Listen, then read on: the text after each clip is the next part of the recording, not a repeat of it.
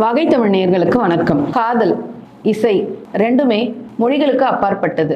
அப்படி ஒரு காதல் கதையை பற்றி தான் இன்னைக்கு நம்ம பார்க்க போகிறோம். கோயோ. இந்த படத்தோட கதாநாயகன் ஒரு காதலி கிட்ட போய் அவங்க காதலை சொல்லணும், அவ்வளோதானே. அதில் என்ன ஒரு விஷயம் இருக்குது அப்படின்னு பார்க்குறீங்களா? அந்த காதலிக்கும் அவருக்கும் ஒரு 20 வயசுக்கு வித்தியாசம் இருக்கும். அதுவும் இல்லாமல் அவர் சொல்கிறத அவங்க புரிஞ்சுக்க முடியுமா, அந்த புரிஞ்சுக்கிற மனநிலை அவங்களுக்கு இருக்குமா, அதுவும் ஒரு கேள்விக்குறி. ஏன் அப்படின்னு யோசிக்கிறீங்களா? இந்த படத்தோட கதாநாயகன் கோயோ, அவருக்கு ஆட்டிசம் மனக்குறைபாடு இருக்கு. ஆட்டிசம் நிறைய பேருக்கு தெரிஞ்சிருக்கலாம், சில பேருக்கு தெரியாமலும் இருக்கலாம். அது அந்த அளவுக்கு ரொம்ப சுலபமா சொல்லணும் அப்படின்னா, தெய்வ திருமகள் படத்துல விக்ரம் அவர் அந்த மாதிரி ஒரு கேரக்டர்ல நடிச்சிருப்பாரு. அது எல்லாருக்கும் ஒரே மாதிரி இருக்காது, ஒவ்வொருத்தங்களுக்கு ஒவ்வொரு மாதிரி இருக்கும். இவர் என்ன பண்றாரு, போய் பார்த்தவன இப்ப நம்மளே ஒருத்தங்களை காதலிக்கிறோம் அப்படின்னா யாராலையும் உடனே போய் சொல்லிட முடியுமா? எல்லாராலையும் இப்ப சொல்லிட முடியுமா? முடியாது. அவங்கவுங்க சில பேர் அவங்க நண்பர்கள் கிட்ட கேட்கலாம், சில பேர் அவங்க அண்ணன் தம்பிகள் யாராவது இருந்தாங்க, இல்ல இப்ப பாத்தீங்கன்னா நிறைய இப்ப டாக் ஷோ வரைக்கும் எல்லாம் கூட அதை பத்தி பேச ஆரம்பிச்சிருக்கிறாங்க, எப்படி போய் ஹெல்ப் கேட்கறாங்க அப்படின்றது. இப்ப நம்ம கதையோட கதாநாயகர் யார்கிட்ட உதவி கேட்டு எப்படி போய் அந்த பொண்ணை அப்ரோச் பண்றாரு, அவருடைய காதலை எப்படி வெளிப்படுத்தினாரு. இந்த படத்தோட கதாநாயகன் கோயோ ஒரு அருங்காட்சியகத்துல வேலை பார்க்கறாரு. அந்த அருங்காட்சியகத்துல இருக்கிற அத்தனை ஓவியங்கள் பத்தியும் அவ்வளவு விஷயங்கள் சொல்லுவாரு. நம்மளால அவ்வளவு விஷயம் ஞாபகம் வச்சுக்க முடியுமான்னு கூட தெரியாது. ஆனா அவர் ஒன்னொன்னுத்துக்கும் என்ன கேள்வி கேட்டாலும் அந்த கேள்விகள் எல்லாத்துக்குமே பதில் சொல்ற அளவுக்கு அவருக்கு ஞாபக சக்தியும் இருக்கும், அறிவாற்றலும் இருக்கும். அது ஆட்டிசம் இருக்கிறவங்களுடைய ஒரு ஸ்பெஷாலிட்டி. அவங்களால எல்லா விஷயங்களையுமே முக்காவாசி நிறைய விஷயங்களை ஞாபகப்படுத்திக்க முடியும். அது ஒரு கோர்வையா அவங்க சொல்லிக்கிட்டே வருவாங்க. இவர் அவர் பழக்கப்படுத்திக்கிட்டது தினமும் காலையில எழுந்து அவருடைய வேலைகளை செய்து முடிச்சுட்டு அந்த அருங்காட்சியக வேலையை செஞ்சுட்டு திரும்ப வீட்டுக்கு வர்றது. இப்படி அவருடைய சராசரி வாழ்க்கையில ஒரு நாள் ஒரு பொண்ணை ரொம்ப கஷ்டப்படுற மாதிரி பார்க்குறாரு. ஒரு பெரிய மழை பெய்யுது. அந்த மழையில ஒரு கொடையை பிடிக்க கஷ்டப்படுற ஒரு பெண். அந்த கொடை எல்லா காத்துல அப்படியே அலைப்பாயுது. ஆனா அதை எப்படியாவது சரி பண்ணி அந்த கொடையை பிடிச்சுக்கணும் அப்படின்னு பார்க்குற ஒரு பெண்ணை பார்த்த உடனே அவருக்கு அந்த காட்சியே ஒரு ஓவியமா மாறிடுது. அந்த பார்த்த கணத்திலேயே அந்த பெண்ணை ரசிக்க ஆரம்பிச்சிடுறாரு. அந்த பெண்ணை பத்தி தெரிஞ்சுக்கணும் அப்படின்ற ஒரு ஆர்வம் அவருக்கு வந்துருது. அந்த பொண்ணு போற இடத்துக்கு போகணும் அப்படின்றதுக்காகவே போகணும் அப்படின்னு முயற்சி பண்றதுக்கு பாக்குறாரு. அதுக்குள்ள அந்த பொண்ணு மறைஞ்சிடுறாங்க, அவரால் பார்க்க முடியல. அவர் வேலைக்கு திரும்ப போயிடுறாரு. அவர் வேலைக்கு போனா அங்க அவருக்கு ஒரு சர்ப்ரைஸ். அதே பொண்ணு அவருடைய அருங்காட்சியகத்திலேயே ஒரு செக்யூரிட்டி கார்டா வேலைக்கு சேர்றாங்க. அன்னைக்குதான் இவரும் 2-3 முறை முயற்சி பண்றாரு அந்த பொண்ணை பார்க்கணும், பேசணும் அப்படின்றதுல. அதுல ஆனா அவரால் பார்க்க முடியும். இவரு பாக்குறாரு, ஆனா அவங்களால இவரை பாக்குற மாதிரியான ஒரு சூழ்நிலை அமையல. எப்பவாவது இவர் பாப்பா இவங்க பாத்துருவாங்களா அப்படின்ற ஒரு ஏக்கத்தை நமக்கும் கடத்திடுறாரு. இவர் எப்பதான்ப்பா இவரை பார்க்க வைப்பாங்க அப்படின்னு நம்ம வெயிட் பண்ணிக்கிட்டு இருக்கும் போதே அந்த நாள் முடிஞ்சிருது. அந்த பொண்ணும் கிளம்புறாங்க. இது வரைக்கும் அவருக்கு பழக்கமே இல்லாதது, அவர் வீட்டுக்கு மட்டுமே போய் பழக்கப்பட்டவர். இந்த பொண்ணை பார்க்கணும், இந்த பொண்ணை நம்மளை பார்க்க வைக்கணுன்றதுக்காகவே அந்த பொண்ணு பின்னாடியே போகிறாரு. அந்த பொண்ணு ஒரு மெட்ரோ ஸ்டேஷனுக்குள்ள போய் ஒரு மெட்ரோ ரயில் எடுக்கிறாங்க. இவருக்கு அது பழக்கம் இல்லாத ஒரு விஷயம். ஏன் பழக்கம் இல்லாத விஷயம் அப்படின்னு சொல்றேன்னா, படிக்கட்டுகள் கூட எண்ணிக்கொண்டு அந்த மாதிரி தான் இவர் பழக்கப்படுத்தி இருப்பாங்க இவரை. அதுக்கு இதுவே அவருக்கு புதுசா இருக்கும். இருந்தாலும் பரவாயில்ல அப்படின்னு சொல்லி கொஞ்சம் சிரமப்பட்டு ஒரு வழியா அந்த ரயில்ல ஏறிடுவாரு. ஏறினதுக்கு அப்புறம் ஒரு டனல்குள்ள போகும்போது இருட்டு, அது அவரை ரொம்ப பயமுறுத்தும். நிறைய பேரோட சத்தம், அது இன்னும் அவரை பயமுறுத்தும். சரி, எப்படியாவது அந்த பொண்ணுக்கு இருக்கிற இடத்துக்காவது போயிடுவோம் அப்படின்னு சொல்லி ரொம்ப சிரமப்பட்டு அந்த இடத்துக்கு கிட்ட போன உடனே திடீர்னு வர இருட்டு இன்னும் அவரை ரொம்ப கலவரப்படுத்தி அவருக்கு அங்க நிக்கவும் முடியாது, அவருக்கு மயக்கம் வந்துடும். அவங்கள பார்க்கும்போது இவர் ஏதோ அவங்கள பயமுறுத்துற ஒரு ஆள் மாதிரி தான் அவங்களுக்கு தெரிவாங்க. ஒருத்தர் நம்மளை பயமுறுத்த வராங்க அப்படின்னா அந்த ஊர் பெண்கள் வேற மாதிரி தான் ரியாக்ட் பண்ணுவாங்க.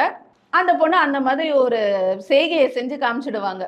அது ரொம்ப ரூடான ஒரு செய்கை தான். அதை பார்த்து இவருக்கும் கொஞ்சம் கஷ்டமாயிடும். நம்ம யாரை இம்ப்ரெஸ் பண்ணணும்னு போனோமே அவங்களே நம்மளை பார்த்து பயந்து இப்படி ஒன்று செஞ்சுட்டாங்களே அப்படின்னு சொல்லி வேற வழி இல்லாம அவர் அந்த ஸ்டேஷன்லயே இறங்கிடுவாரு. அந்த பொண்ணுக்கு புரியவும் புரியாது, ஏன் இப்படி ஒரு விஷயம் நடந்தது, ஏன் இவன் நம்மளை பயமுறுத்துறதுக்கு இவங்க நம்மளை ஃபாலோ பண்ணிட்டு வந்திருக்காங்க அப்படின்னு தப்பா நினைச்சுக்குவாங்க. ஒரு வழியா வீட்டுக்கு போயிடுவாங்க. வீட்டுக்கு போனதும் அங்க அவருடைய குடும்பம் ரொம்ப அழகான ஒரு குடும்பம். ஒரு அக்கா, ஒரு அண்ணா, 2 பேரும் அவ்வளவு அழகா பாத்துக்குவாங்க இவரை. ஒரு விஷயத்துக்குமே ஒரு அனுமதி வாங்கிட்டு தான் அவர் இருக்கிற ஒரு அறைக்குள்ள கூட போவாங்க. நாங்க உள்ள வரோம் அப்படின்னு அவர்கிட்ட சொல்லிடுவாங்க. ஏன்னா அவருக்கு மாற்றம் பிடிக்காது. அதனால நாங்க உள்ள வரோம், நீ இதை பத்தி நீ பேசுறதுக்கு தயாரா இருக்கியா, நீ வந்ததுல இருந்தே நீ சரியா இல்ல, இதை பத்தி பேசுறதுக்கு நீ தயாரா இருக்கியா அப்படின்னு அவருடைய அனுமதி வாங்கிக்கிட்டு தான் அடுத்த கேள்வியே கேட்பாங்க. அதை பத்தின பேச்சுகளும் பேசுவாங்க. அவர் அதுக்கு பத்தி பேசுறதுக்கு தயாராகவும் இருக்க மாட்டாரு. ஏதோ ஒரு விஷயம் நடந்திருக்கு, அது அவருக்கு உடன்பாடு இல்லாத ஒரு விஷயம், அதுல ஒரு ரொம்ப ஒரு மன உளைச்சல்ல இருக்காருன்னு 2 பேருக்குமே தெரிஞ்சாலும் அவர்கிட்ட போய் நேரடியா கேட்க முடியாது, அவரா சொல்ற வரைக்கும். அதுக்கப்புறம் அவரே அவங்க அண்ணன் கிட்ட சொல்லிடுவாரு, இந்த மாதிரி நான் ஒரு பொண்ண பார்த்தேன், அந்த பொண்ண பார்க்கணும்னு பின்னாடியே போனேன், ஆனா என்னால பார்க்கவும் முடியல, பேசவும் முடியல. அந்த பெண் ஒரு செய்கை காமிச்சிருப்பாங்க, அதையும் சொல்லுவாரு. இந்த ஆட்டிசத்தால அதுல இருக்கிற யாராலையும் பொய் சொல்ல முடியாது. அவங்களால சில விஷயங்களை மறைக்கவும் முடியாது. அவங்க ரொம்ப வெளிப்படையா தான் இருப்பாங்க. உண்மையை மட்டுமே தான் பேசுவாங்க நிறைய இடங்கள்ல. இவரும் அப்படித்தான் தனக்கு நடந்த எல்லாத்தையுமே சொல்லிடுவாரு. அதுக்கப்புறம் அவங்க அண்ணன் அதை கேட்டுட்டு, சரி ஓகே பரவாயில்ல விடு, நீ அடுத்த நாள் நீ பண்ணதுக்கு நீயே போய் மன்னிப்பு கேட்டுடு, முடிஞ்சிடும் இந்த விஷயம், சாதாரணமா முடிஞ்சிடும் இது அப்படின்னு சொல்லி ஆறுதல் படுத்தினதுக்கு அப்புறம் அவர் திரும்ப சாப்பிட்டுட்டு திரும்ப அடுத்த நாள் அந்த பொண்ணை பார்க்கணும் அப்படின்றதுக்கு அந்த பொண்ணு வர்ற வரைக்கும் கூட இவர் வெயிட் பண்ண மாட்டாரு. இவரே நேரா முன்னாடி போயிடுவாரு. அப்பயே அந்த பொண்ணு பயந்துரும், இங்க வரைக்கும் வந்துட்டாங்க நம்மளை பாக்குறதுக்கு அப்படின்னு சொல்லி. அப்ப இவர் இல்ல, நான் அதுக்காக வரல, நான் இங்கதான் வேலை பார்க்கறேன், உங்ககிட்ட சாதாரணமா பேசணும் அப்படின்றதுக்காக தான் உங்களை பயமுறுத்துற எண்ணம் இல்லை எனக்கு அப்படின்னு சொன்னதுக்கு அப்புறம் சாதாரணமா அந்த பொண்ணு புரிஞ்சுக்குவாங்க. இது வேற மாதிரியான ஒரு தவறான எண்ணத்துல அவங்க வரல அப்படின்ற விஷயத்தை அந்த பொண்ணு புரிஞ்சுக்குவாங்க.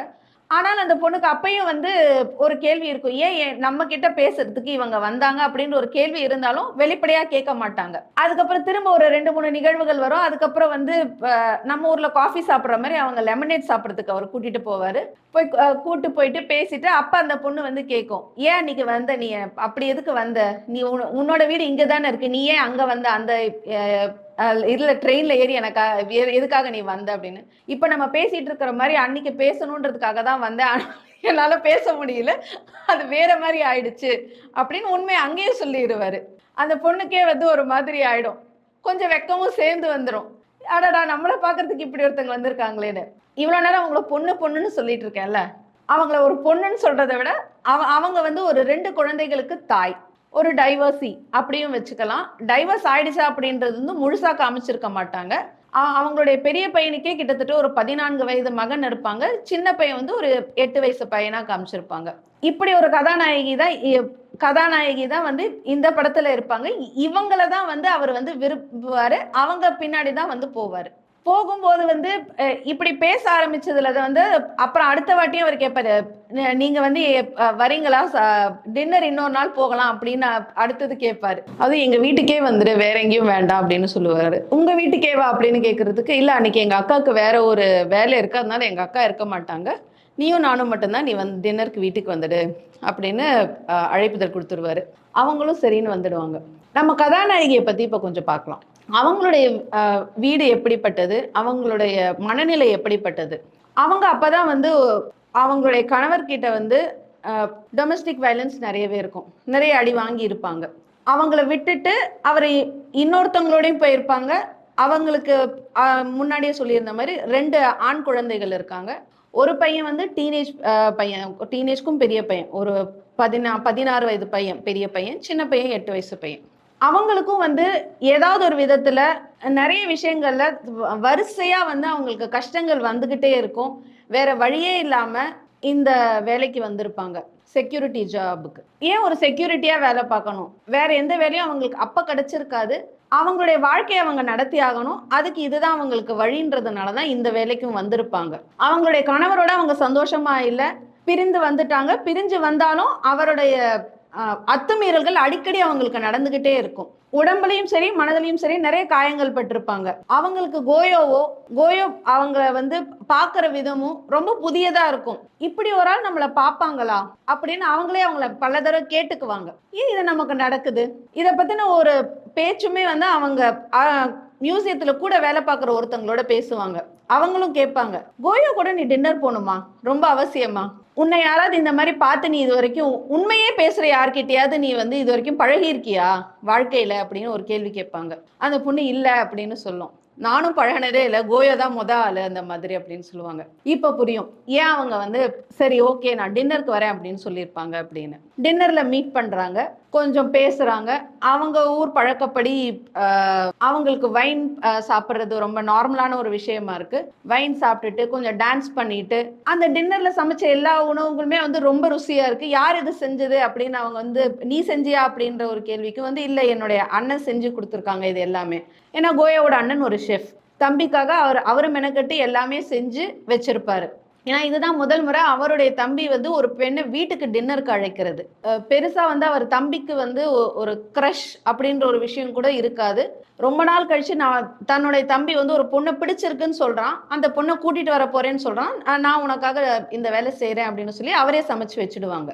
சாப்பிட்டு முடித்ததுக்கு அப்புறம் அந்த பொண்ணு வந்து அவங்க வீட்டில் வந்து பார்த்துக்கிட்டு இருக்கும்போது தான் தெரியும் கோயோ வந்து அந்த பெண்ணை வந்து ஒரு ஓவியமா வரைஞ்சிருப்பாங்க. அவர் எப்படி முதல் முறை அவங்கள பார்த்திருப்பாரோ அதை அழகா ஒரு ஓவியமா அவர் வரைஞ்சு அதை வந்து ஆனா ஒரு ஒரு திரையிட்டு தான் வச்சிருப்பாங்க. முதல்ல தெரியாது.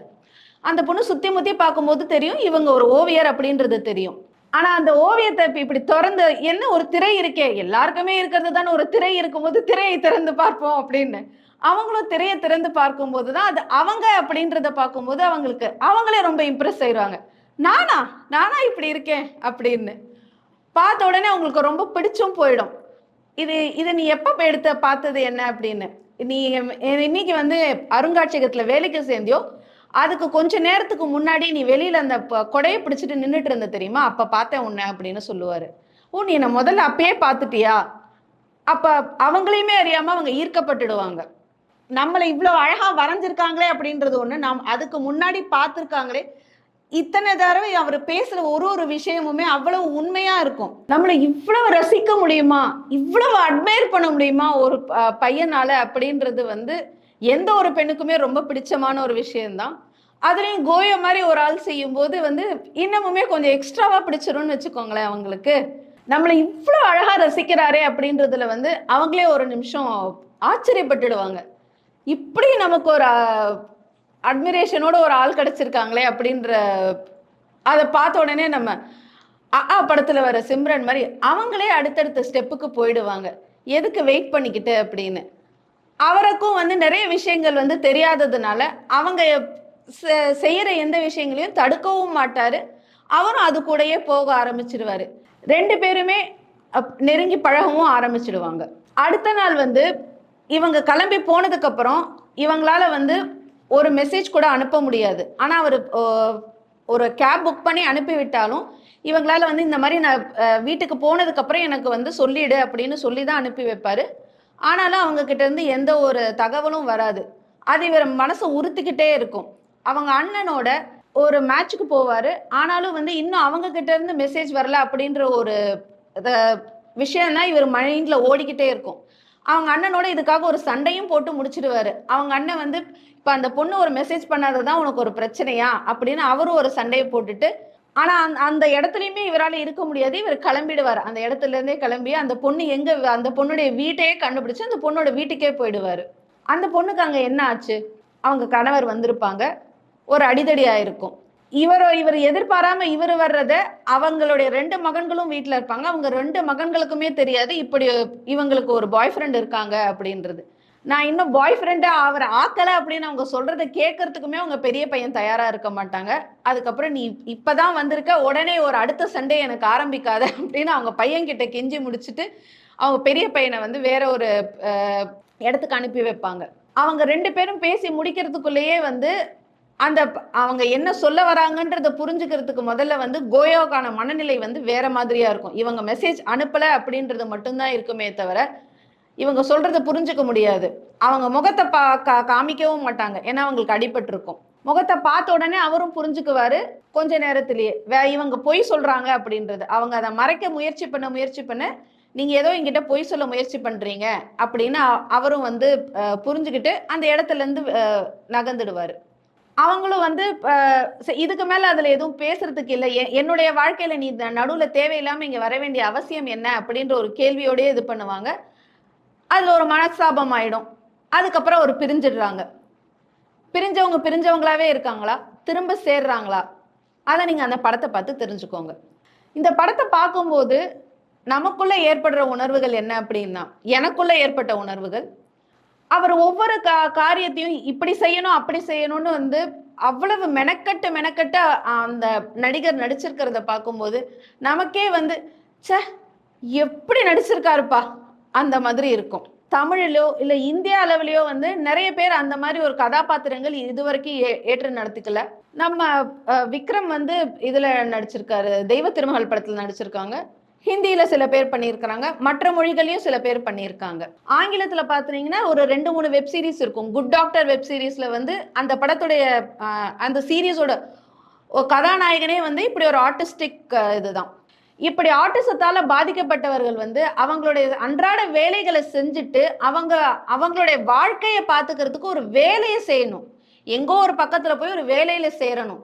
அந்த மாதிரி ஆட்டிசம் உடைய நபர்களுக்கு வாய்ப்புகள் எந்த அளவுக்கு இந்தியாவில் இருக்கு அப்படின்னு பார்த்தீங்கன்னா, இது வரைக்கும் நான் இன்னும் அந்த மாதிரி யாரையும் சந்திச்சது இல்லை. நீங்க யாரையாவது அப்படி சந்திச்சிருக்கீங்க, அவங்க இந்த மாதிரி ஒரு வேலையில இருக்காங்க, நான் பார்த்துருக்கேன் அப்படின்னா கீழே கமெண்ட்ல சொல்லுங்க, நாங்களும் தெரிஞ்சுக்கிறோம்.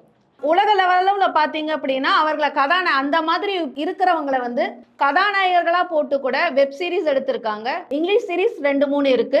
குட் டாக்டர் சீரிஸ் அது வந்து முழுக்க முழுக்க வந்து ஷான் அப்படின்னு ஒரு டாக்டர் இருப்பாரு. அந்த டாக்டர் வந்து ஆட்டிசம் குறைபாடு உள்ளவர் தான். அதுல நிறைய பேர் அவரை சந்திக்கிற மாதிரியும் வரும். அதே மாதிரி கொரியன் சீரிஸ் வந்து எக்ஸ்ட்ராடினரி அட்டார்னி அப்படின்னு ஒரு சீரிஸ் இருக்கும். அதுல ஒரு பெண்ணை வந்து கதாநாயகியா போட்டிருப்பாங்க. அவங்களும் இந்த மாதிரி ஒரு குறைபாடு உள்ளவர்களாக தான் காமிச்சிருப்பாங்க. நீங்களும் இந்த படத்தை பார்த்துட்டு உங்களோட கமெண்ட்ஸை கீழே கமெண்ட் செக்ஷன்ல சொல்லுங்க. நன்றி.